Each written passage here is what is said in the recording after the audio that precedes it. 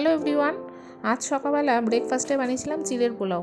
আর এই চিড়ের পোলাও বানাতে আমি নিয়েছি চিড়ে, আর নিয়েছি বাদাম, আর ফুলকপি, মটরশুঁটি, বিনস, কারিপাতা, পেঁয়াজ, ক্যাপসিকাম আর গাজর, আর নিয়েছি 2টো ডিম।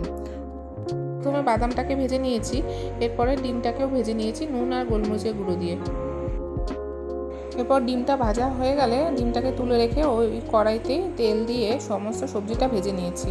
আর এই সবজির মধ্যে নুন, হলুদ আর সামান্য গোলমরিচের গুঁড়ো দিয়েছি।